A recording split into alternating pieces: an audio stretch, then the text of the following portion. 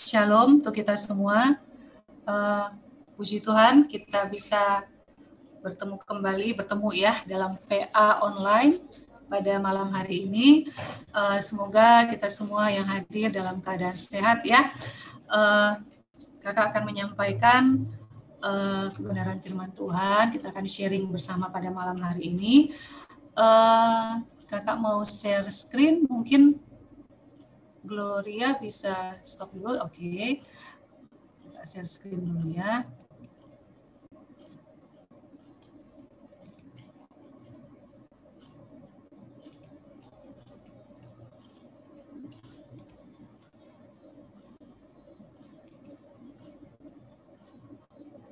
Oke, mungkin ada yang bisa konfirmasi sudah terlihat nggak ya slide-nya? Dan suara kakak kedengaran nggak ya? Sudah terlihat jelas, Kak. Oke. Ya, shalom. Nama kakak Kak Reniwati Sianturi ya. Oke, jadi untuk mempersingkat waktu, kakak langsung aja. Pada malam hari ini kita akan sharing bersama ya mengenai God's purpose in every season. Ya, ini tadi dipersingkat oleh Kak Onka judulnya, karena kalau kakak tadi bingung judulnya apa karena kepanjangan ya. Jadi intinya mau kakak sampaikan bahwa dalam setiap musim kehidupan kita ada rencana Tuhan, ada maksud Tuhan ya. Apapun musim demi musim yang kita jalanin, hari demi hari, waktu demi waktu, tahun demi tahun, semuanya itu tidak sedang berjalan mengalir begitu saja, tidak hanya berlalu ya begitu saja, tapi sebenarnya tangkap dan dapatin apa sih maksud Tuhan dalam musim yang sekarang kita sedang jalanin. Nah, kalau ditanya sekarang lagi musim apa Kak? Mungkin ada yang di daerahnya lagi musim durian ya, tapi bukan itu maksudnya ya. Jadi kalau kita sudah jalanin sepanjang tahun yang lalu ya, tahun 2020, pasti kita sudah menjalani bersama musim yang sangat berat ya, di mana musim kita harus berhadapan dengan hal-hal yang baru, suatu pandemi yang mendunia yang membuat kita sampai sekarang harus berinteraksi secara online seperti ini, dan kalaupun kita bertemu kita harus menerapkan prokes ya, hal-hal yang tidak pernah terfikirkan oleh kita sebelumnya akan kita alamin, itu kita alamin sepanjang tahun 2020. Nah, 2021 musim apa lagi? Ya, orang sekarang sedang heboh bicara tentang vaksin ya, dan ada bencana-bencana alam, ada kecelakaan pesawat ya, banyak hal-hal yang kita nggak tahu musim demi musim apa yang akan kita jalani. Tapi satu hal, pastikan bahwa dalam setiap musim apapun itu, pastikan kamu mendapatkan apa maksud Tuhan, apa yang harus kamu lakukan dalam musim itu, dan kenapa kamu harus menjalani musim itu.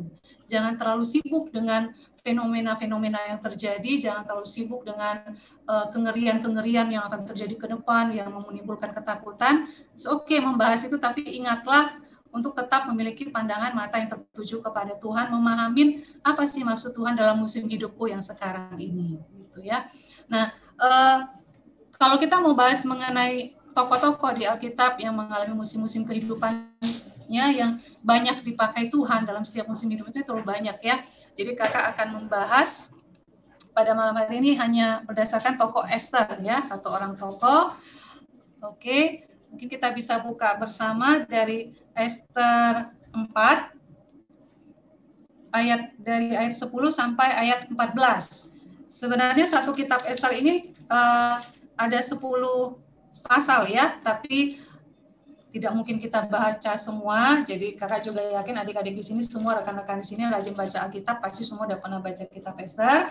Jadi kakak nanti hanya kilas-kilas balik aja membahas kitab ini.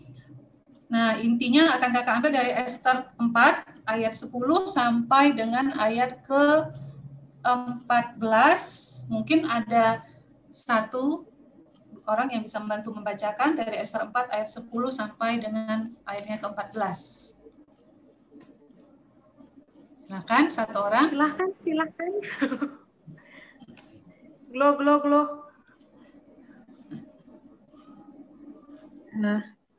Esther 4 ayat 10 sampai dengan 14 ya Kak. Ya. Demikian firman Tuhan. Akan tetapi Ester menyuruh Hatach memberitahukan kepada Mordekai.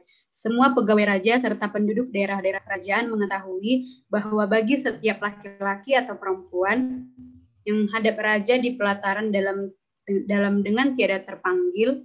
tiada dipanggil, hanya berlaku satu undang-undang, yakni hukuman mati. Hanya orang yang kepadanya raja mengulurkan tongkat emas yang akan tetap hidup. Dan aku selama 30 hari ini tidak dipanggil menghadap raja. Ketika disampaikan orang perkataan Ester itu kepada Mordekai, maka Mordekai menyuruh menyampaikan jawab ini kepada Ester. Jangan kira karena engkau di dalam istana raja, hanya engkau yang akan terluput dari antara semua orang Yahudi. Sebab sekalipun engkau pada saat ini berdiam diri saja, bagi orang Yahudi akan timbul juga pertolongan dan kelepasan dari pihak lain. Dan engkau dengan kaum keluargamu akan binasa. Siapa tahu, mungkin justru untuk saat yang seperti ini, engkau beroleh kedudukan sebagai ratu.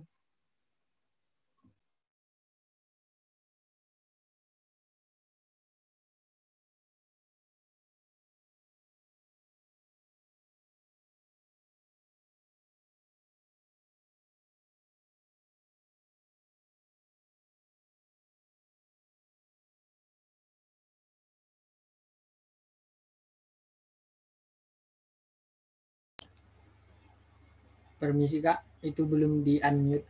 Kak, mic-nya Kak. Mic. Maaf, ya. Oke, jadi dari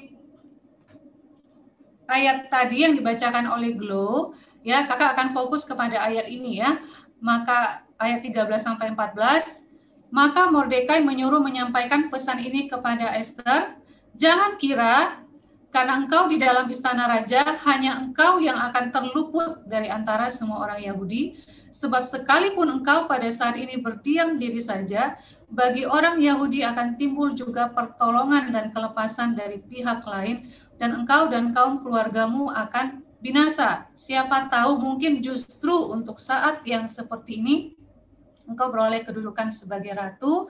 Saat yang seperti ini itu Kakak kasih bold dan garis bawahi untuk penekanan bahwa Ester mengalami musim-musim dalam kehidupannya yang sebenarnya semua musim itu dipersiapkan oleh Tuhan. Tuhan ada di dalamnya, Tuhan terlibat di dalamnya untuk mencapai suatu tujuan yang mulia, untuk keselamatan sebuah bangsa. Dan Ester akan dipakai sebagai kunci bagi kelangsungan hidup bangsanya, bangsa Yahudi.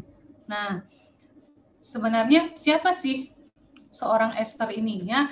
Oke, Kakak akan kilas balik ya cerita singkat tentang Ester. Semoga bisa singkat. Nah,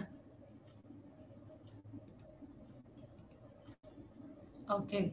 Nah, ini gambaran mengenai Ester ya, waktu masa kecilnya bersama dengan Mordekai. Ya. Ester itu nama Persia sebenarnya ya, artinya bintang, bintang di langit ya. Nah, kalau nama Yahudi Ester itu sebenarnya Hadassah, artinya murad.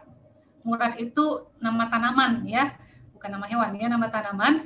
Jadi sejenis semak, jadi dia bukan pohon besar, tapi sejenis semak yang rendah, dan dia berbau harum. Jadi kalau orang Yahudi itu merayakan perayaan-perayaan pondok daun, itu mereka ada membawa dahan-dahan pohon murad. Nah, jadi sebenarnya nama Ester itu.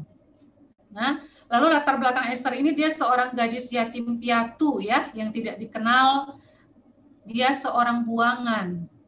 Jadi sebenarnya kan Ester, Mordekai, dan orang Israel pada masa itu diangkut dari Yerusalem ke dalam pembuangan. Jadi menjadi bangsa jajahan, bangsa tawanan, dan Mordekai ini dibawa ke kerajaan Persia kuno. Itulah yang diperintah oleh Raja Ahasiweros namanya ya. Nah, Ester ini sebenarnya tidak beribu dan tidak berbapa. Lalu diangkat oleh sepupunya, jadi Mordekai itu sebenarnya sepupunya ya, diangkat sebagai anak oleh Mordekai. Nah, itulah musim yang dialami Ester pada suatu waktu, pada masa kecilnya dia mengalami suatu musim kehidupan yang seperti itu, musim kehidupan yang bersama Mordekai, hidup sebagai seorang buangan, seorang yatim piatu tidak dikenal, ya.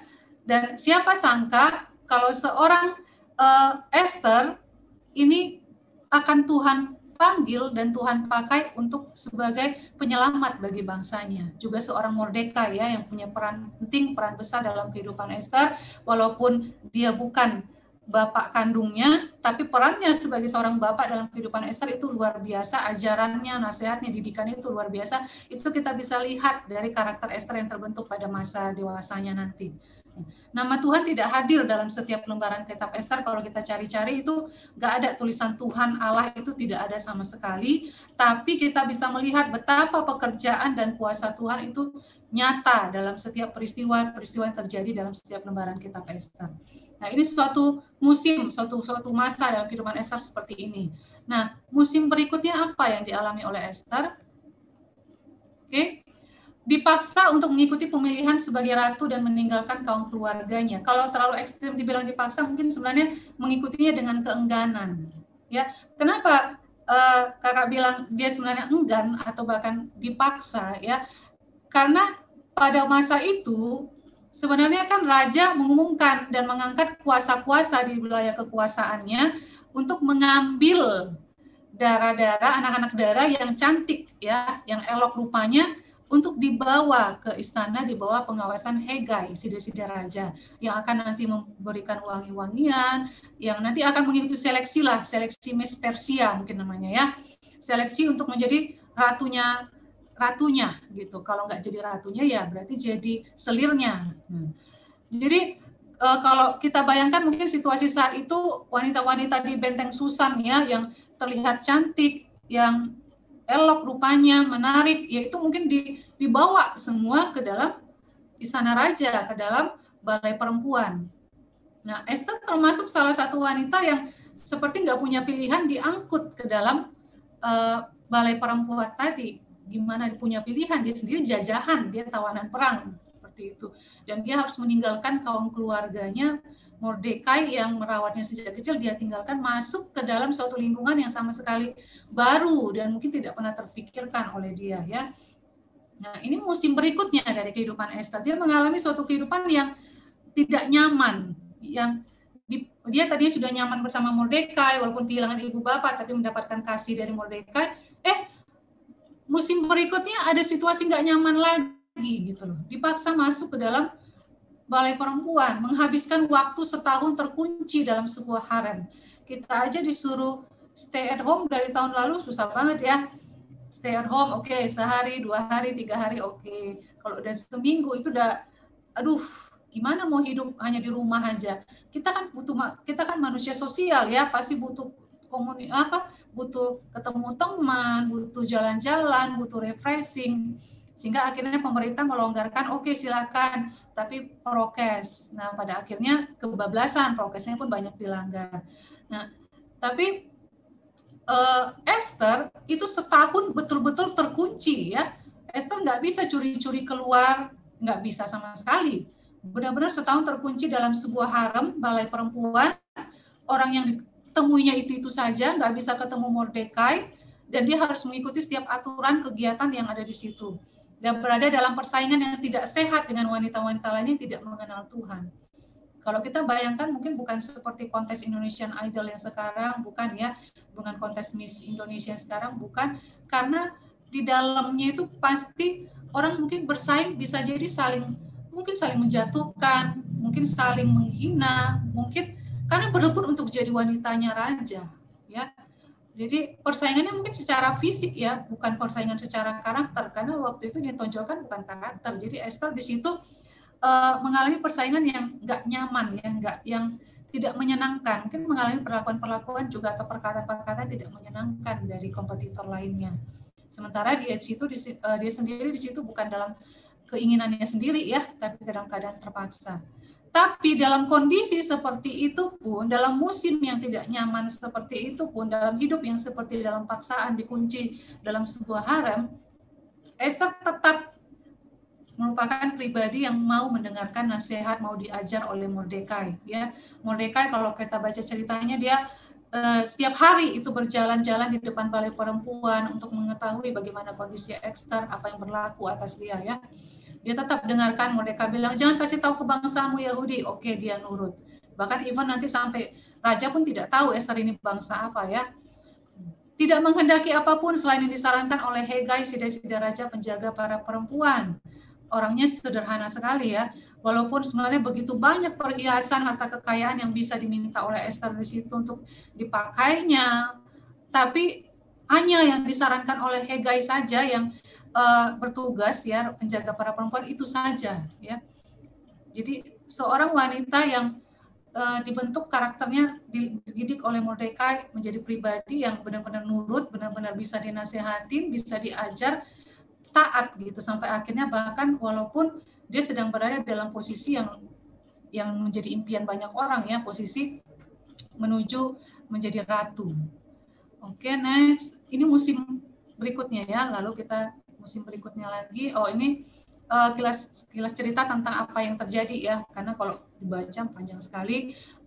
Dari gambar-gambar ini kakak persingkat aja. Dari gambar yang pertama itu ya, gambar kiri atas, bagaimana Mordekai mengetahui persekongkolan antara dua penjaga di sana ya mau membunuh raja, maka Mordekai memberitahu sehingga Mordekai dicatat sebagai seorang pahlawan.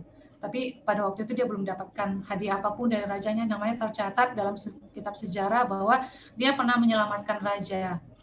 Oke, lalu gambar berikutnya di sebelah kanannya itu Haman. Haman ini seorang petinggi raja ya, dia memiliki kuasa kedua, orang tertinggi kedua lah di kerajaan, dan semua orang sujud menyembah kepada Haman setiap lewat Hamannya, tapi Mordekai tidak mau menyembah. Karena memang budaya di Yahudi ya, budaya di Yahudi itu tidak boleh sujud menyembah kepada yang lain selain kepada Tuhan. Itulah sebabnya kenapa trio SMA juga ya, SMA itu Sadrak, Mesach, Abednego juga tidak sujud menyembah kepada patung ya. Daniel juga tetap menyembahnya kepada Tuhan. Karena memang pada orang-orang Yahudi taat itu aturan yang ditetapkan bahwa hanya menyembah kepada Tuhan. Ya, jadi walaupun semua orang menyembah kepada Haman berlutut ya, tapi Mordekai tetap menegakkan kepalanya. Nah, itu membuat Haman benci kepada Mordekai dan berikhtiar tidak hanya membunuh Mordekai tapi memusnahkan seluruh bangsa Yahudi. Kok sampai segitunya ya, sampai semua bangsa Yahudi mau dimusnahkan. Kalau kalian baca kitab ini bahwa Haman ini orang Agag. Orang Agag ini kalau kita kaitkan dengan Raja Agag kalau pernah baca itu ya kisah di Saul disuruh membunuh, memusnahkan seluruh bangsa Amalek, tapi Saul tidak taat, Raja Agag ditangkapnya hidup-hidup, walaupun kemudian dibunuh oleh Samuel juga ya. Nah, akibat ketidaktaatan Saul itu dampaknya bukan hanya pada masa itu, tapi berlarut-larut sampai masa Esther, sehingga diyakini bahwa Haman ini masih keturunan dari Raja Agag yang tidak dimusnahkan oleh Saul tadi. Maka Haman ini bencinya, dendamnya kesumat kepada bangsa Yahudi. Sehingga dinyatakan Haman orang Agag seteru bangsa Yahudi. Jadi dia mau memusnahkan bangsa Yahudi. Nah, Mordekai mengetahui, bahkan seluruh bangsa Yahudi sudah mengetahui dalam bulan 12 ini. Ya, kalau bulan 12 mungkin di sini bulan Desember, kalau mereka bulan Adar ya namanya. Jadi bukan Desember. Bulan 12 akan dimusnahkan seluruh bangsa Yahudi, raja sudah setuju, keluarlah undang-undang. Nah, sekarang Esther belum tahu.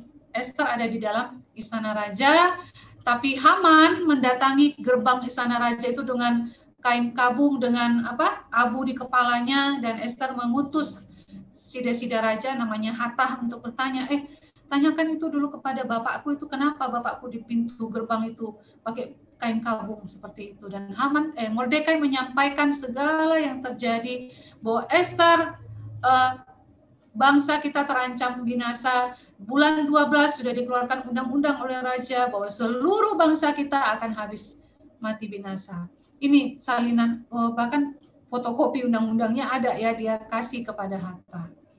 Nah, itu singkat cerita.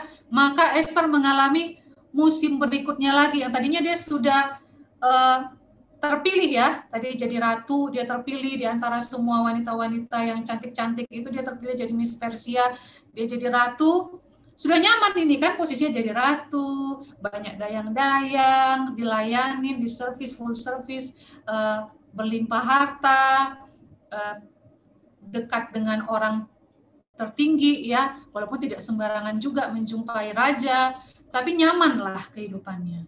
Ternyata memang Tuhan tidak lama-lama meninggalkan kita berdiam dalam posisi nyaman. Digoncangkan lagi Esther. Digoncangkan lagi dengan berita dari Mordekai.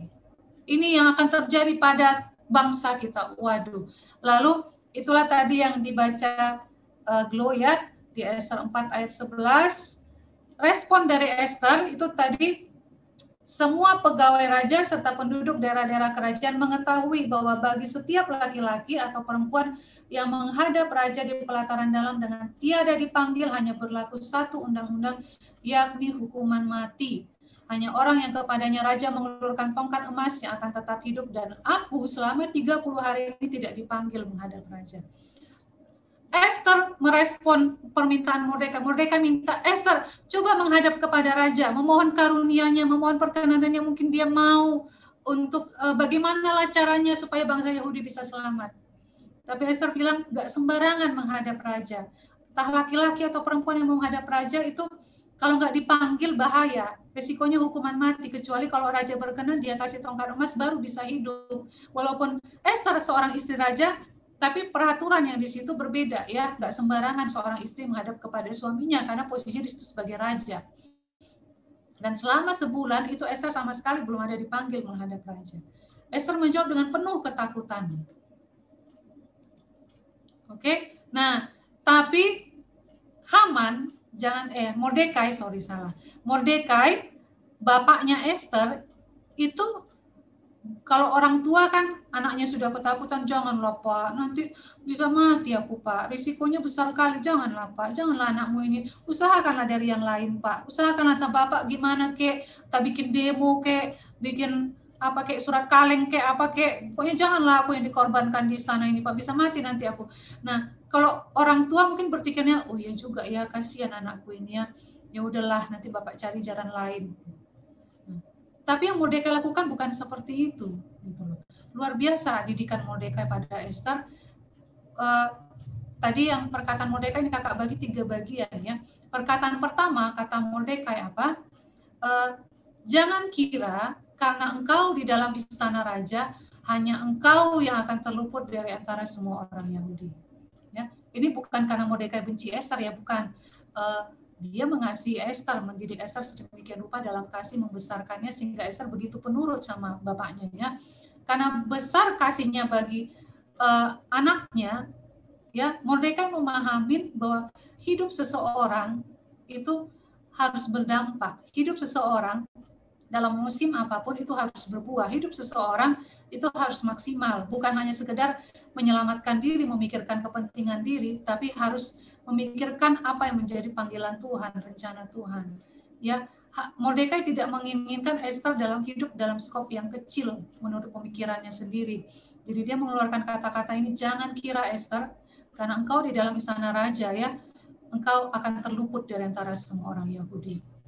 Ya, Mordekai tahu Esther sudah nyaman di dalam istana sebagai seorang ratu. Tidak ada seorang pun di dalam istana, bahkan raja, yang mengetahui bahwa Esther itu seorang Yahudi.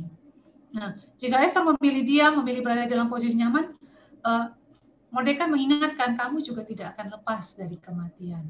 Kenapa? Karena pasti ada aja yang membocorkan bahwa Esther itu orang Yahudi. Ya, pasti ada saja caranya. Jadi ingat, jangan cari aman, jangan cari nyaman karena kamu merasa bisa menyelamatkan dirimu sendiri karena kamu berada dalam istana raja. Ya. Nah, sini kakak singgung sedikit mengenai kenyamanan ya. Tuhan akan menggoncang setiap kenyamanan kita karena Ia menginginkan hati kita dan hidup kita yang sesuai dengan rencananya. Ya, jika kita semua yang di sini adalah anak-anak Allah, ya, tapi cara kita menjalani kehidupan kita mungkin sangat sedikit yang menunjukkan bahwa kita adalah anak Allah. Siap-siaplah Tuhan akan menggoncangkan kehidupan kita. Karena bagi Tuhan yang penting bukan kenyamanan kita. Bagi Tuhan yang penting apakah hati kita tertuju sama Tuhan. Apakah benar-benar yang kita kerjakan itu sesuai dengan isi hati Tuhan, sesuai dengan rencananya.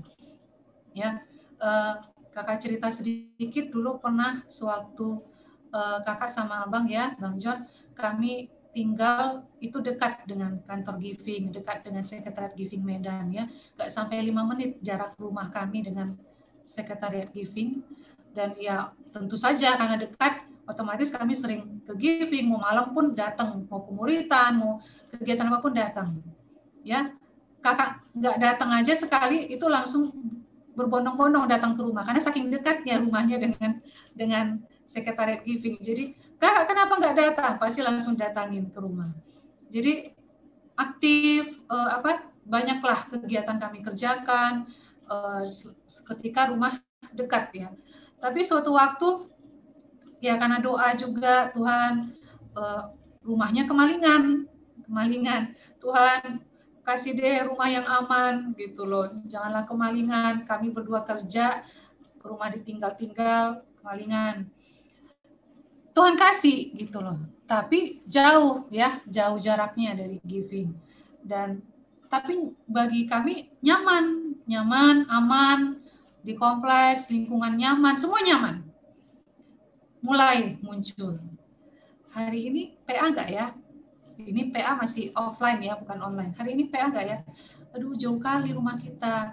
Nantilah kita bahas lagi, mungkin minggu depan aja ya kita PA-nya, rumah kita jauh kali. Itulah pembicaraan kakak sama abang kan. Iya juga ya. Akhirnya mulai kendor, dan suatu waktu ya hidup dalam kenyamanan. Tapi kakak belajar bahwa Tuhan nggak pernah menghendaki hidup kita yang nyaman. Oke, dia kasih berkat, oke dia tolong, oke dia cukupkan keperluan kita, oke dia jawab doa-doa kita. Tapi bukan untuk sekedar itu, ya. Ada maksud dan rencana Tuhan yang tetap harus kamu jalankan, kamu kerjakan, walaupun dengan bayar harga. Dan pada suatu waktu kakak naik ke tangga, ke kamar atas, itu sedang naik tangga gitu ya, hati kakak nggak damai sejahtera, dan ada suatu suara, dan kakak percaya itu suara Roh Kudus ya, karena setiap kita punya Roh Kudus yang sudah percaya Yesus, kita punya Roh Kudus dalam hati kita. Jadi suara Tuhan itu nggak usah dinanti-nantikan seperti suara kilat menyambar atau seperti suara yang menggelegar, tapi coba dengarkan apa suara Roh Kudus yang berbicara dalam hatimu. Dan itu suara jelas sekali kakak dengar di dalam hati kakak ketika kakak naik tangga. Itu kata-katanya, aku bisa ambil rumah ini darimu. Itu kakak terhenti sampai di tangga. Maksudnya apa Tuhan? Aku bisa ambil rumah ini darimu. Itu kakak lagi naik tangga kan di rumah. Kerjakan pemuritanmu. Itu kakak lemes gitu kan. Dan kakak bertobat, kakak minta ampun sama Tuhan. Ya Tuhan, kok aku dikasih berkat malah jadi nyaman. Gitu. Aku dikasih berkat, kok malah jadi nggak setia lagi mengerjakan. Di situ kakak bertobat, ya Tuhan aku minta ampun. Kakak ngomong sama abang, kita tetap kerjakan, walaupun jauh, tetap tempuh, tetap jalanin, bayar harganya. Ya, jadi dalam setiap posisi kita saat ini, mungkin kita yang paling tahu ya posisi kita, apakah kita sedang dalam posisi nyaman sekarang. Entah itu dalam kuliah, dalam pekerjaan, mungkin dalam pelayanan, even dalam pelayanan sekalipun, kita bisa berada dalam posisi nyaman. Mungkin kita merasa anak-anak rohani semua oke, terus pelayanan oke, bisa terhandle dengan baik, apalagi sekarang online ya, tidak perlu kesana sini. Kita merasa semua fine-fine aja gitu. Dan oke, kita tetap menjalani, kita merasa nyaman. Padahal sebenarnya ada hal-hal yang Tuhan gedor hati kita untuk kita kerjakan, yang lebih lagi, terobosan baru, orang-orang yang harus mungkin kita kontak kembali, diingatkan akan nama-nama tertentu, terus coba perhatikan lingkungan sekelilingmu, apa yang perlu diperhatikan, orang-orang sekitarmu, tetanggamu, atau lingkungan tempat tinggal, atau bahkan even bangsamu. Kita tahu ada pertemuan-pertemuan doa untuk bangsa, kita tahu ada bencana-bencana alam, apa sih yang bisa kita lakukan. Tuhan sudah gedor hati kita untuk itu, tapi jauh kali. Ya aku di sini, yang penting aku aman-aman aja, keluargaku aman, pekerjaanku aman, pelayananku nyaman, semua aku kerjakan, anak-anak PA-ku oke, ya udah. Ya, hati-hati. Ingat kembali seperti perkataan Mordekai kepada Esther, jangan kira karena engkau di dalam istana raja hanya engkau yang akan terluput dari antara semua orang Yahudi. Kakak mau ubah sedikit kata-katanya, ya jangan tetap berada di dalam posisi nyamanmu, ya, karena bisa jadi pelan-pelan kau akan mengalami kematian rohani. Kalau Esther mungkin mengalami kematian secara fisik, tapi perhatikan posisi nyaman, keadaan nyaman akan membuat kita mengalami kematian rohani. Oke, kakak persingkat aja. Ini yang kedua ya. Kita lanjut lagi perkataan Mordekai yang berikutnya.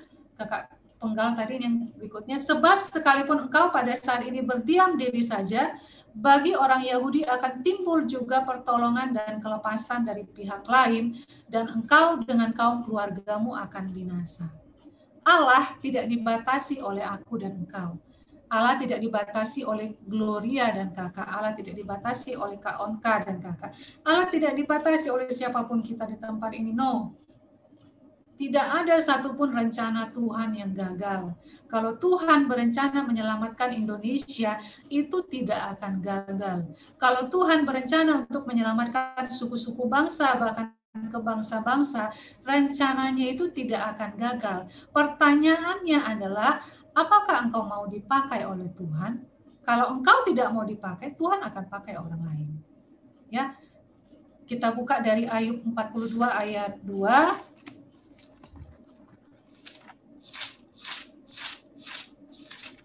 Ayub 42 ayat 2, kakak bacakan aja ya, biar cepat. Ayub 42 ayat 2 itu perkataan Ayub, aku tahu bahwa engkau sanggup melakukan segala sesuatu dan tidak ada rencanamu yang gagal.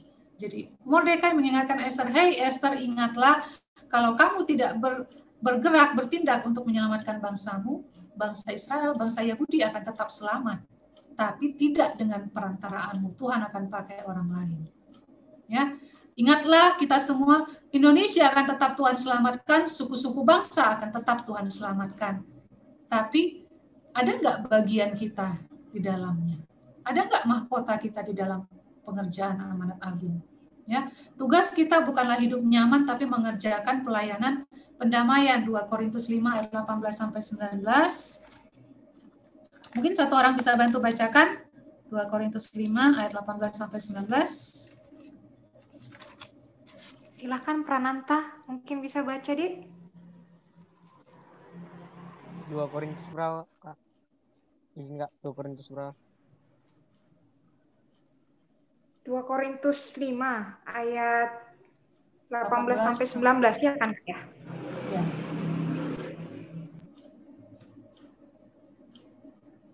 Dua Korintus 5 ayat 18 sampai 19. Demikian firman Tuhan, dan semuanya ini dari Allah yang dengan perantaran Kristus telah mendamaikan kita dengan dirinya dan yang telah mempercayakan pelayanan pendamaian itu kepada kami. Sebab Allah mendamaikan dunia dengan dirinya oleh Kristus dengan tidak memperhitungkan pelanggaran mereka. Ia telah mempercayakan berita pendamaian itu kepada kami.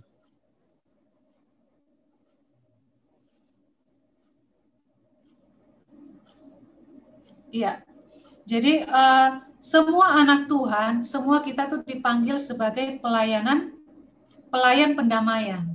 Mendamaikan apa? Kalau tadi yang dibacakan dari 2 Korintus 5, 18 sampai 19, mendamaikan setiap orang kepada Allah Bapa melalui Yesus Kristus. Jadi begitu banyak orang di sekeliling kita yang hidupnya dalam seteru dengan Tuhan, hidupnya dalam seteru dengan Allah Bapa. Jadi bagian kita semua yang ada di sini tidak terkecuali adalah mendamaikan setiap orang kepada Allah Bapa dengan perantaran Yesus, dengan memberitakan kabar baik bahwa Yesus telah mati untuk menebus dosa-dosa kita, sehingga setiap kita bisa memiliki hubungan dengan Bapa Surgawi, diperdamaikan dengan Bapa Surgawi. Itu tugas kita semua. Ya. Jadi kalau kita merasa kita belum mengerjakan tugas itu, bangkitlah dari tempat dudukmu, bangkitlah, bukan sekarang maksudnya ya, nanti semua bangkit, kakak tinggal sendiri. Jadi bergeraklah dari kenyamananmu, perhatikan sekelilingmu apa yang bisa kamu lakukan, apa yang bisa kamu kerjakan untuk mengambil bagian dalam pelayanan pendamaian kepada, mendamaikan setiap orang kepada Bapa Surgawi. Ya, ingatlah bahwa ketika kamu nyaman gak mau meninggalkan tempatmu untuk memberitakan kabar baik, Tuhan akan menggoncang menenangkan hidupmu. Kakak tidak sedang mengancam ya. Ini kita belajar dari peristiwa-peristiwa yang terjadi di Alkitab, kisah-kisah di Alkitab, bukan karena Tuhan kejam, bukan, tapi karena Tuhan begitu mengasihi kita, tidak ingin hidup kita itu sia-sia. Hidup setiap kita harus maksimal. Dalam setiap musim maksimal, dalam musim COVID harus maksimal, musim vaksin harus maksimal, dalam musim new normal harus maksimal, dalam setiap musim harus tetap maksimal. Bagaimana caranya? Itulah yang harus kita cari tahu bagaimana caranya. Apa yang bisa kita kerjakan? Upgrade dirimu. Lihat sekelilingmu apa yang sedang dilakukan, terlibat di dalamnya. Ini puji Tuhan, adik-adik terlibat dalam PA ini, puji Tuhan. Terlibat juga tidak hanya sebagai peserta, lebih lagi tingkatkan melayani. Terus anak-anak rohaninya dimanapun yang mungkin selama ini sudah tidak pernah PA lagi, ajak kembali, muridkan kembali. Apalagi Kak yang bisa aku kerjakan? Banyak hal, pelajari media, pelajari pembuatan video, pelajari editing, pelajari Photoshop, banyak hal. Kamu bisa memberitakan firman Tuhan secara online, secara lewat media sosial, lewat media. Jangan digunakan media sosial untuk sekedar curhat galau-galau ya. Pakai dengan maksimal untuk terlibat dalam pelayanan pendamaian. Pakai dengan maksimal untuk terlibat dalam rencana Tuhan. Nah, apakah penting untuk meninggalkan kenyamanan dan terlibat dalam rencana Tuhan? Sangat penting. Kita lihat saja contohnya dalam kehidupan Esther. Apa yang terjadi dalam hidup Esther ketika dia memilih untuk, oke, aku terlibat dalam rencana Tuhan. Aku akan mencoba berbicara kepada raja. Oke, perubahan karakter atau pola pikir Esther, ini before after ya, jadi bukan hanya before makeup dan after makeup. Jadi ini juga ketika kita mengambil keputusan untuk meninggalkan kenyamanan, ada satu hal yang perubahan yang terjadi ya. Esther yang tadinya dipenuhi dengan ketakutan akan kematian, risiko dihukum mati, itu bangkit kepada iman, ya, iman. Keraguan itu dia mengalami perubahan menjadi memiliki ketetapan hati. Perhatian kepada keamanannya atau dirinya sendiri itu berubah menjadi perhatian kepada kelangsungan hidup bangsanya. Nah, coba kita lihat kepada kita masing-masing, kita sekarang sedang di posisi mana ini kita semua ini? Apakah kita sedang di posisi yang penuh ketakutan dengan kondisi yang sedang terjadi? Waduh, takut kemana-mana, takut berinteraksi dengan semua, takut, semua mengerikan. Dunia ini sekarang sedang, waduh, berita yang kita dengar setiap hari bukan berita baik. Apakah hidup kita sekarang ini sedang penuh ketakutan, keraguan, dan hidup yang sibuk memperhatikan diri sendiri saja ya, karena kasih sekarang semakin dingin ya, karena untuk bersalaman aja kita udah susah ya. Jadi kasih kepada satu sama lain itu semakin dingin. Apakah kita sedang hidup di posisi yang sebelah kiri before, atau kita sudah berpindah nggak ke posisi iman, kita memiliki ketetapan hati apa yang harus kita kerjakan. Aku beriman Tuhan, apapun yang terjadi dalam musim ini, aku beriman Tuhan, Tuhan yang memampukan aku menjalaninya, bukan hanya sekedar lewat, numpang lewat, tapi benar-benar mengerjakan apa yang menjadi maunya Tuhan. Perhatian, ya, orang yang hidup dalam ketakutan, itu pasti perhatiannya sibuk hanya kepada dirinya sendiri. Tapi coba kita sibuk memperhatikan bangsa, sibuk memperhatikan apa yang bisa kita tolong kepada orang lain, itu kita nggak sibuk, kita nggak hidup dengan ketakutan. Karena kita sibuk memikirkan apa yang harus kukerjakan besok. Oke, siapa yang harus kuhubungi? Oke, siapa yang harus kuteguhkan? Siapa yang harus kudoakan? Aku besok harus terlibat di mana ya, pertemuan doa mana untuk bangsa? Lalu apa yang harus kukerjakan besok? Jadi coba cek diri kita sedang di posisi Esther yang penuh ketakutan atau sedang di posisi yang sebelah kanan ya, perhatian bagi kelangsungan hidup bangsanya. Ya. Oke, kita lanjut. Nah, ini bagian dari statement dari si Bapak Mordekai yang ketiga ya. Siapa tahu mungkin justru untuk saat yang seperti ini engkau beroleh kedudukan sebagai ratu. Hai Esther, ingat, kalau kamu boleh jadi ratu, itu bukan sekedar hanya Tuhan panggil kamu jadi ratu untuk sekedar pamer, untuk sekedar foya-foya, untuk posisi yang wah, untuk wow, keren, gitu, bukan. Jadi apapun posisi kita saat ini ya, entah itu kita mahasiswa, entah kita pelajar, entah kita bekerja, kita pelayan Tuhan, apapun posisi kita saat ini, ingat engkau memperoleh semua kedudukan itu bukan hanya untuk sekedar mengerjakan hal-hal yang dikerjakan orang lain juga pada posisi itu, bukan. Ya, tapi ada suatu hal yang besar yang Tuhan mau kau kerjakan. Dalam setiap posisi, keadaan, musim yang sedang kita alami, pasti ada rencana Tuhan di dalamnya. Dan anugerah yang besar jika Tuhan mau memakai kita untuk keselamatan sebuah bangsa atau bangsa-bangsa. Karena Tuhan bisa memilih siapapun. Bahkan even kalau semua orang nggak mau Kak dipakai Tuhan, Tuhan bisa ubah batu kok jadi manusia. Bisa batu-batu berteriak memuji Tuhan. Kalau kita nggak memuji Tuhan, bisa. Tapi sayang, sedih, menyedihkan sekali hidup kita kalau sampai batu harus menggantikan kita. Kalau sampai orang lain harus menggantikan kita. Gampang bagi Tuhan untuk melengsarkan Esther dari posisinya dan menggantikannya dengan wanita lain, gampang. Ya, itu tergantung pilihan Esther. Kalau dia mau keluar dari kenyamanannya, ya dia akan tetap bertahan di posisi itu. Tapi kalau tidak, ya gampang bagi Tuhan menggantikannya demi rencana Tuhan terlaksana. Ingat, di dalam Tuhan tidak ada istilah kebetulan. Jadi kalau kita biasa ngomong, ya kebetulan sih jumpa dengan dia. Tadi kebetulan aku pas belanja ketemu sama si. Nggak ada istilah kebetulan. Dan nggak ada istilah keberuntungan. Nggak ada.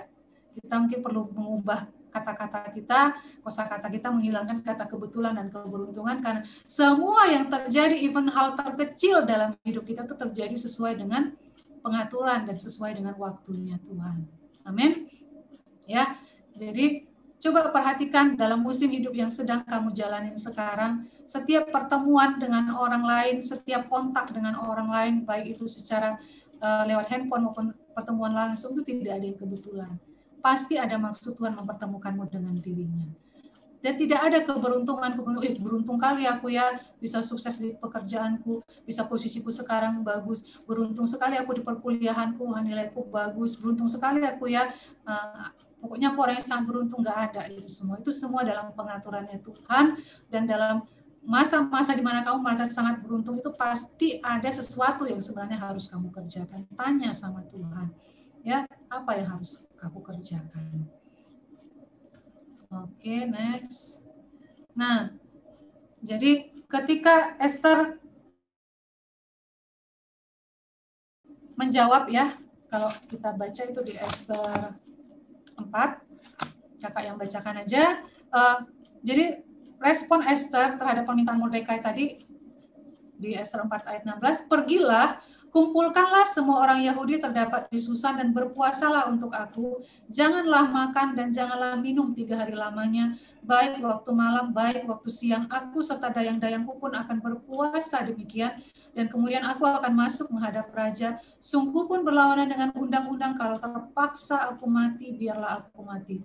Maka pergilah Mordekai dan diperbuatnya tepat seperti yang dipesankan Esther kepadanya. Jadi Esther akhirnya memutuskan meninggalkan kenyamanannya sebagai seorang ratu. Dia bertindak sebagai aku orang kudusnya Tuhan.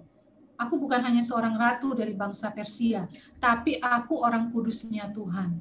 Ya, yang aku bisa datang kepada Tuhan, berdoa, meminta kepada Tuhan, punya akses kepada Tuhan. Dan dari posisinya sebagai hanya seorang simbol wanita, dulu kalau wanita raja itu karena raja banyak sekali punya wanita ya, bukan hanya ratu, banyak selir, itu dulu simbol wanita raja itu bukan simbol yang menyenangkan ya, karena simbolnya seperti simbol yang banyak dikaitkan dengan keelokan fisik ya, jadi bukan simbol yang positif, lebih banyak ke arah negatifnya, walaupun dari segi kekuasaan banyak orang menginginkannya ya. Simbol wanita raja menjadi dia menyadari aku adalah seorang pendoa syafaat yang passionate ya, yang berpenuh gairah berdoa. Dari yang dia hidup dalam kemalasan, kenyamanan di istana raja ya, semua tinggal perintahkan, ada dayang-dayang, menjadi dia mengambil memilih hidup yang beresiko tinggi untuk membela bangsanya, bahkan dia sampai harus mempersiapkan dirinya untuk kemungkinan terburuk ya. Nah, apapun di sebelah kiri ini pun, apapun posisi kita saat ini ya, seperti kakak bilang tadi, mungkin kita seorang pelajar, seorang mahasiswa, seorang berprestasi atau kurang berprestasi, apapun posisi kita di sebelah kiri ya, seorang pelayan Tuhan, seorang hamba Tuhan, seorang pegawai, seorang bos, jangan pernah lupakan bahwa kamu punya posisi yang lebih dari itu semua, bahwa kamu orang kudusnya Tuhan, kamu seorang pendoa bagi bangsamu, dan kamu harus berani untuk memilih hidup yang even terkadang harus mengambil resiko-resiko, mungkin resiko kehilangan jabatan, resiko tidak disukai orang lain, resiko dimusuhin, untuk kamu sungguh-sungguh membela bangsamu, untuk kamu sungguh-sungguh memberikan yang terbaik, hidup maksimal bagi Tuhan. Ingat, jangan pernah menempatkan dirimu dalam skop yang rendah. Aku hanya, yang penting keluargaku diselamatkan. Ya, Tuhan pasti jauh lebih rindu keluargamu diselamatkan. Tapi ingatlah bahwa kamu adalah pelayan pendamaian bagi setiap suku-suku bangsa. Apakah artinya aku harus pergi ke semua suku bangsa, Kak? Di sekitarmu pun banyak deh suku bangsa. Di teman-teman medsosmu pun banyak deh suku bangsa. Ya, mulai lihat dari apa yang di sekitarmu. Jangan asik berdiam diri, mengurung diri di kamar. Oke, kalau untuk baca firman, oke, untuk kalau baca Alkitab, untuk berdoa, oke, silakan berdiam diri di kamar. Tapi ketika selesai dari itu semua, coba buka mata, coba lihat apa yang menjadi kebutuhan sekelilingmu. Coba lihat, ini ada mungkin banyak ya di grup WA juga invitation, undangan untuk pertemuan doa ini, untuk seminar ini. Ikuti ketika kamu punya waktu, ikuti. Berdoa bagi bangsa, bersafat bagi bangsa. Terus apa yang bisa kamu lakukan dalam skopmu sekarang bagi bangsa? Jangan menunggu, aku belum mendengar suara Tuhan, Kak. Ya, suara Tuhan seringkali berbicara lewat pesan di WA, lewat pembimbingmu, lewat firman Tuhan. Itu suara Tuhan. Ya, jangan melewatkan musim ini berlalu begitu saja. Ingat, kamu adalah orang kudusnya Tuhan, kamu seorang pendoa syafaat ya, yang hidupmu itu bukan hanya untuk sekedar nyaman, no, tapi hidup yang berdampak bagi bangsa. Oke. Nah, oke.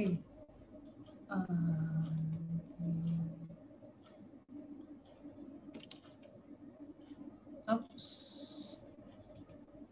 Sorry.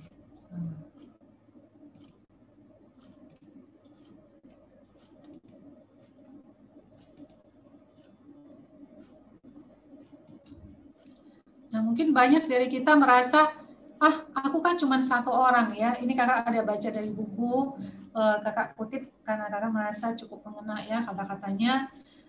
Aku hanya satu orang, namun aku tetap seseorang. Aku tidak dapat melakukan segala sesuatu, namun aku tetap dapat melakukan sesuatu. Dan karena aku tidak dapat melakukan segala sesuatu, aku tidak akan menolak untuk melakukan sesuatu yang dapat aku lakukan.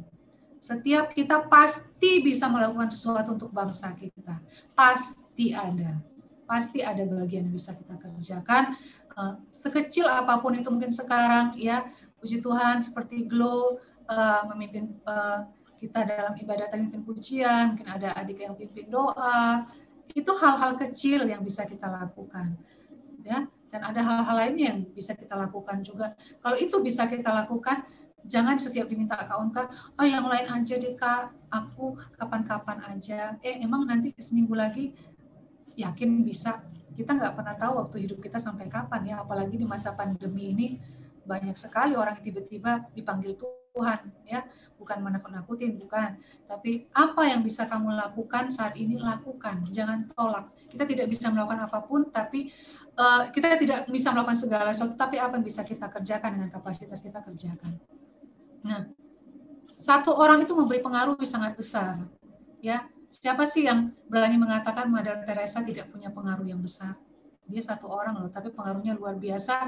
Bahkan ada satu momen ya, yang kakak kutip di sini, Mother Teresa ini pada waktu itu banyak kejadian aborsi di Amerika Serikat, dan bahkan Presiden Amerika Serikat pada waktu itu mendukung aborsi ya. Mother Teresa ini dengan penuh keberanian berbicara di hadapan para pembesar di Washington DC, menyampaikan keprihatinan yang mendalam tentang masalah aborsi, dan ketika dia berbicara itu di belakangnya itu Presiden Amerika Serikat yang mendukung aborsi. Dia dengan terang-terangan menentang aborsi dan mengatakan, kirimkan bayi-bayi Anda kepada saya. Dia berdiri sendiri, di belakangnya orang berkuasa yang mendukung aborsi, tapi dia dengan terang-terangan menentang.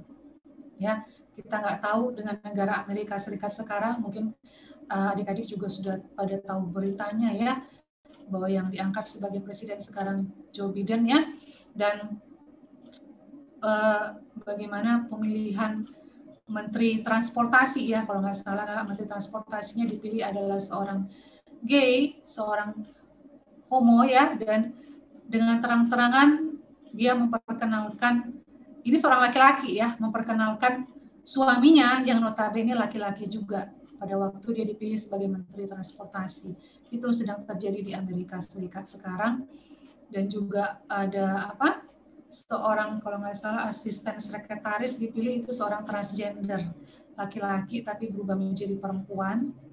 Itu yang menduduki posisi-posisi sekarang di Amerika Serikat. Kita memang harus berdoa juga untuk Amerika ya. Kalau sampai murka Tuhan turun, bisa ditunggang balikkan seperti Sodom dan Gomora. Ya, karena luar biasa orang-orang yang diangkat adalah orang-orang yang seperti itu. Ya.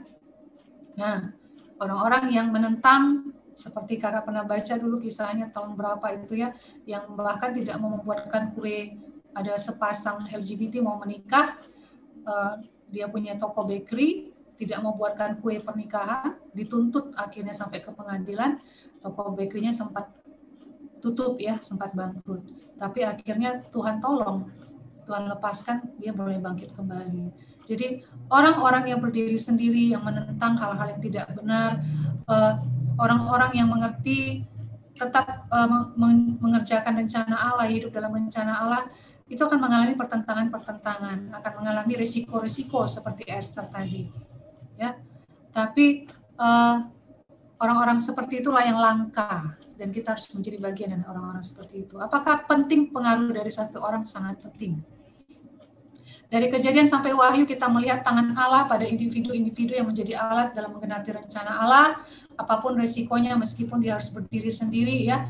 Kita melihat bagaimana Yusuf dalam setiap musim-musim hidupnya, di mana Tuhan mempersiapkan dia hingga akhirnya dia mendahului bangsanya untuk mempersiapkan masa kelaparan ya di Mesir.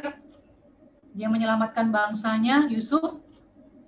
Kita melihat banyak contoh-contoh individu-individu Musa, kita melihat individu-individu Paulus ya, nama-nama yang termasuk Esther ya, yang apapun resikonya dia berdiri sendiri, dia menjadi alat dalam menggenapi rencana Allah. Jadi ketika kita hendak mengerjakan sesuatu, bagus kalau kita bisa kerjasama, tapi kalaupun tidak ada yang bisa diajak bekerja sama, kerjakan sendiri. Jangan menjadi alasan, nggak ada kawanku Kak, nggak ada yang mendukungku. Itu tidak menjadi suatu alasan kalau kita lihat dari kisah-kisah individu-individu di Alkitab ya. Walaupun berdiri sendiri, mereka tetap berjalan menggenapi rencana Tuhan. Masuk juga Daud ya. Daud ketika harus melarikan diri dari Saul, hidup di gua, yang datang sama dia bukan orang-orang hebat, orang-orang yang sakit hati, orang-orang banyak hutang, itu yang datang sama dia, yang harus dia training menjadi triwira-triwira, menjadi prajurit-prajurit yang luar biasa. Seorang Martin Luther yang menyalakan api dari reformasi Protestan, itu dia berdiri sendiri meskipun para pemimpin gereja Roma menghinanya karena pendirian yang kukuh, bahkan akan membunuhnya seandainya mereka bisa. Ini contoh-contoh, kakak kasih contoh bahwa satu orang dirimu, Dek, satu orang diri kakak itu dapat berpengaruh, dapat memberikan pengaruh pada musim kehidupan apapun, kalau kamu mengerti apa maunya Tuhan, kalau kamu taat mengerjakannya. Seorang misionari yang menanamkan seluruh kehidupannya di sebuah tempat, hingga akhirnya sebuah suku diinjili, itu luar biasa ya. Banyak kisah-kisah misionaris yang sampai keluarganya, sampai akhirnya dia sendiri pun meninggal di tanah misi, tapi akhirnya seluruh suku itu menjadi mengenal Kristus.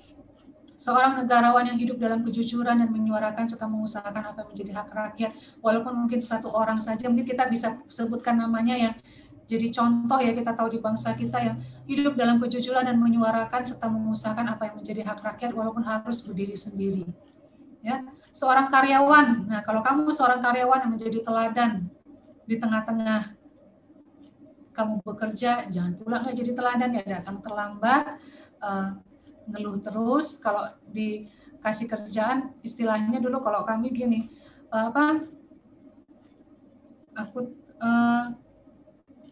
aku terus gaji nggak naik-naik gitu, aku terus sikit aku disuruh gitu. Jadi bukan tipikal seorang pekerja atau karyawan seperti, tapi yang sungguh menjadi teladan dan dengan berani tetap melakukan apa yang benar serta menyampaikan kabar baik. Jadi apapun posisimu saat ini, apapun musim kehidupanmu, yakinlah bahwa Tuhan bisa memakaimu dalam setiap kondisi dan posisi itu. Ya, ingatlah pesan dari Mordekai kepada Esther tadi, intinya adalah pesan Mordekai kepada Esther, berdiri, berbicara, lakukan sesuatu walaupun harus mati ya kepada Esther. Tapi apapun yang kamu perbuat dalam posisimu sekarang kita berbicara sekarang, jangan membisu. Jangan tidak melakukan apapun. Jangan menjadikan pandemi sebagai alasan untuk tidak melakukan apapun. Aku tidak bisa ketemu siapapun. Aku tidak bisa kontak dengan siapapun. Aku harus stay at home.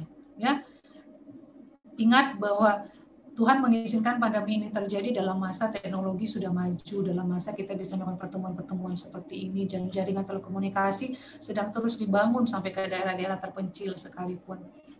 Ya, apapun musim kehidupan yang kita alami sekarang, kita jalani sekarang, cari pesan Tuhan, cari apa maunya Tuhan dan kerjakan. Ya, singkat cerita, mungkin ada beberapa adik, kakak nggak tahu semua tahu apa enggak, yang mungkin tahu ya, masih ada waktu nggak ya? Singkat aja, bahwa ketika di bulan akhir tahun lalu ya, kakak sama abang mengalami suatu masa yang bagi kakak pribadi, musim kehidupan bulan lalu itu musim kehidupan yang paling rendah dalam kehidupan kakak, paling berat gitu ya.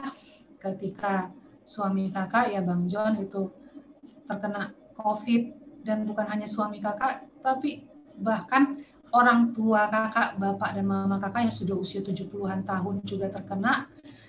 Wow, itu, dan saudara sepupu kakak kena, bapak tua kakak kena, masuk rumah sakit semua. Dan itu pada hari itu ketika kakak mengetahui itu semua, itu kayaknya bernafas pun udah susah gitu. Jadi kakak sampai itu musim, sampai kakak bilang sama Tuhan, itu musim tersulit dalam kehidupanku selama ini. Sampai kakak pulang keluar dari rumah sakit itu, Bang John belum pindah ke ruang isolasi itu, kakak pulang bukan karena apa-apa, karena kakak kayaknya ngerasa nggak sanggup bernafas lagi.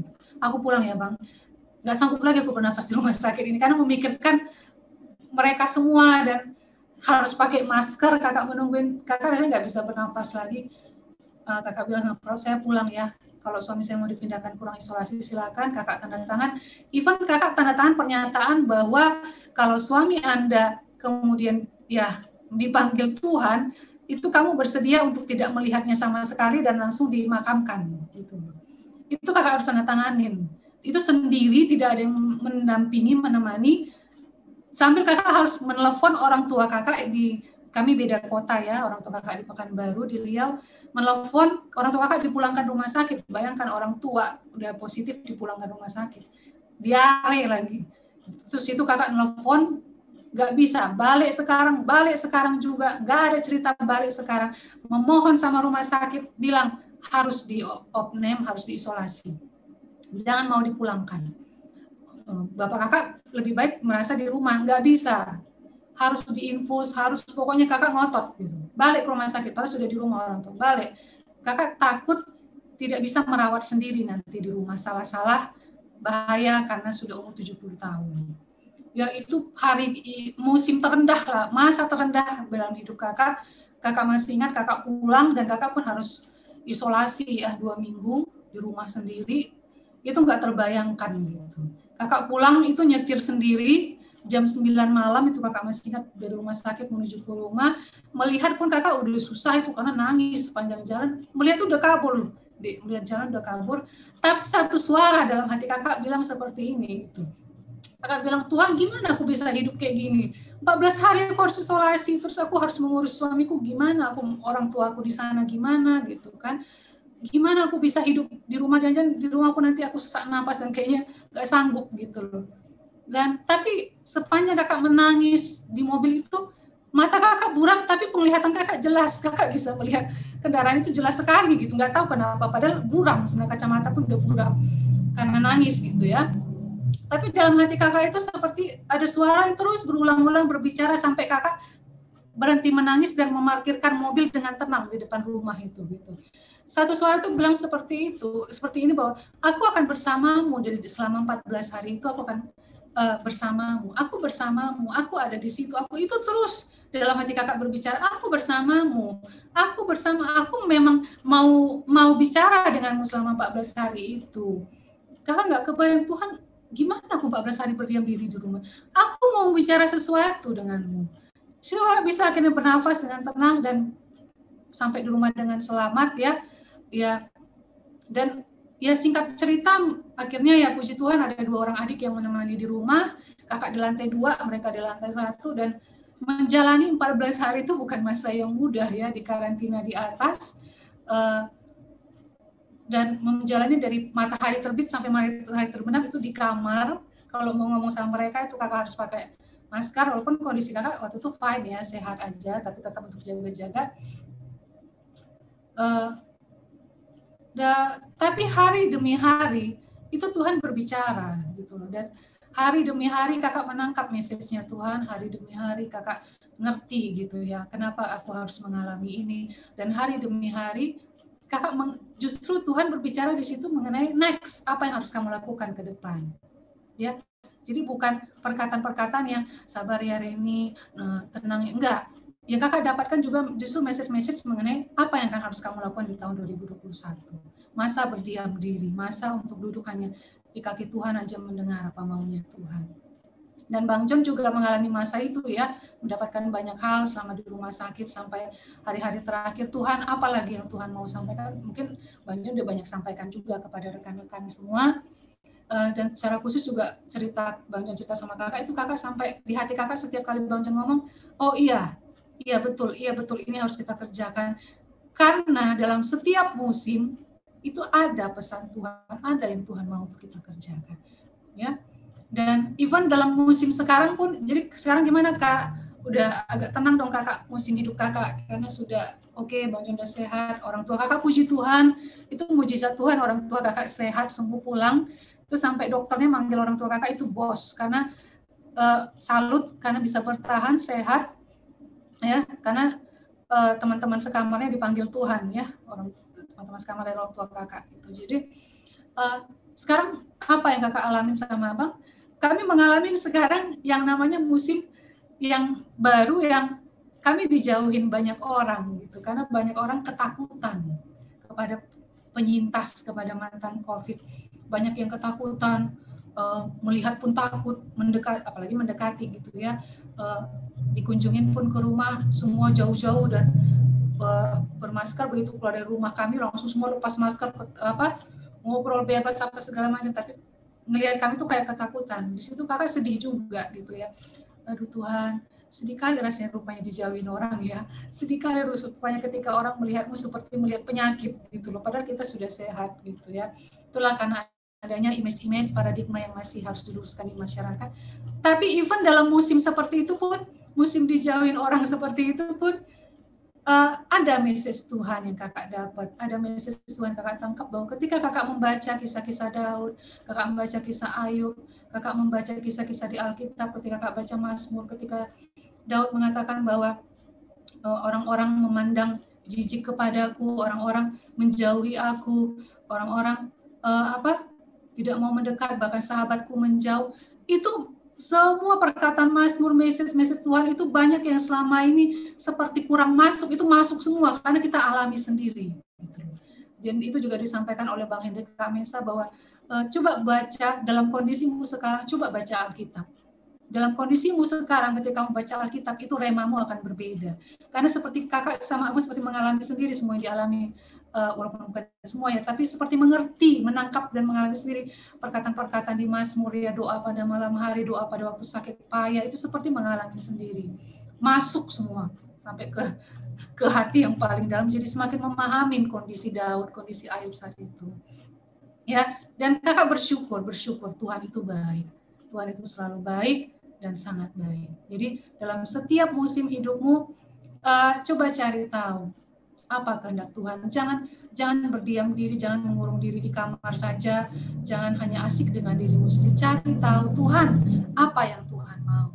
Jangan cari posisi nyaman, siap-siap Tuhan goncangkan nanti kenyamanan kita ya. Karena Tuhan punya rancangan yang lebih besar untuk memakai kita untuk keselamatan suatu bangsa dalam musim hidup kita yang baru ini.